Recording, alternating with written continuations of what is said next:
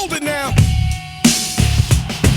Oh, come on, come on.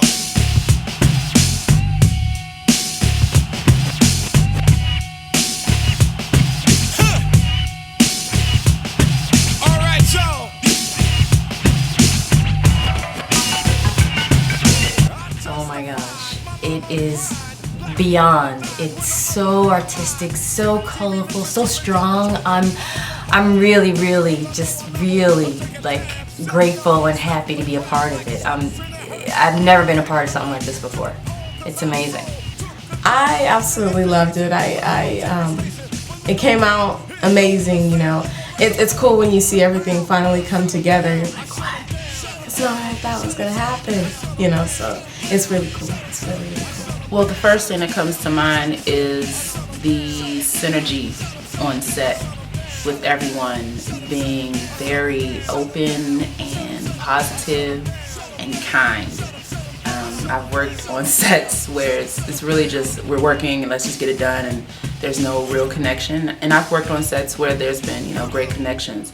But I would have to say that this set with the energy that we all experienced, and I think it was a collective situation where we all believed that it was a great time, you know, great energy flowing throughout the entire day.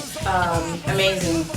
I've never worked with a project that, you know, included, you know, different African American women who not just black but mixed as well. And it was something new, something that inspiring. First thing I have to say is talent. I mean, they're so talented, you know, like on set they were able to transform everyone into somebody else. It was just like, okay, you see somebody sitting in a chair and then they get out the chair and they're completely different. And not only that, it was so many different people that they had, but they were able to make everyone look completely different in a different style, different hairstyles, different makeup. I mean, I don't know how they really did that. Like, I am not a model, but when I got the call, I was like, you know what, this is something I can do. But as far as what the Rasta, you know, you made me feel real comfortable. I think that's how I was able to get some of those shots off, because I didn't know to what extent of the modeling would be, but everybody was so nice. My favorite was the water. However, the teddy bear killer, I'm such a doggone clown. That was like weird seeing me serious, because I'm never serious. I did 3 different looks, and the best one out of all of them, I would have to say, would be the kabuki look, because I did a fight scene with one of the other models, and my whole face was white, and it's really bright and colorful, and my hair was like really big, and it was just totally exciting to have Rasta say, okay, this is what I want and I need you to do this. And it was fun to like try all the different things he was wanting out of me. Before I even knew the players in Black Cotton, when I came to the first day that I shot, it just felt like a family, just like a group of people that were, although we weren't really sure what the finished product was going to look like, I mean the models, it just seemed like everybody was there to just do something different and really artistic, and I was so happy to be a part of that. I wasn't like nervous or, you know, like models here, wardrobe here, person here. It was just like a chill environment that was really cool. The overall experience, you know, the turnover rate was very quick. You know, that's why it was almost unbelievable that they were able to do what they did in the amount of time that I was in the chair. Like, they changed my hair, the makeup, you know, put on full face of makeup, and it didn't take long at all. I'd say maybe 30 minutes. You know, it's a blessing, you know, working with our people, I guess you could say. It's really cool because you get a sense of being yourself in your environment and, you know, working with some really interesting types of things that you wouldn't get to work with. So it was more like acting. It was more like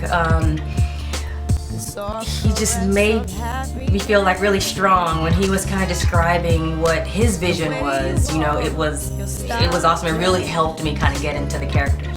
It's really capturing your beauty as opposed to capturing someone else's beauty or using it and applying it to what someone else thinks is beautiful. The total package was more than I could imagine. Rasta was explaining it to me for some of the shots. For example, the one where I was laying back over the white box and he was explaining to me his vision for it, and I was like, okay. But then to see it, it's like I'm falling back, like getting knocked out, dying in thin air. It's like, It had me thinking about, I would say go back in my ancestors' days, back in that time, to where it's like how it was natural, beautiful, seeing all the different models with all the different styles and everything. Working with my own hair originally was like, oh, I don't want to deal with this stuff. I went natural for health reasons, not wanting to put the chemicals in my hair, but I would always wear wigs. But after seeing everyone with all these different styles and trying new things, it made me want to do that for myself, so it gave me a better image of like my natural hair. Hi, my name is Alita. Hi, my name is Sharonica Cleveland. My name is Shamika Crayon Miller. Hi, my name is Loya Anderson. My name is Marcia Josephine Lottie Parker. I'm Janet Dandry. I'm Candace Chestnut, and you're watching Behind the Scenes of Black Cotton. More valuable than all I own.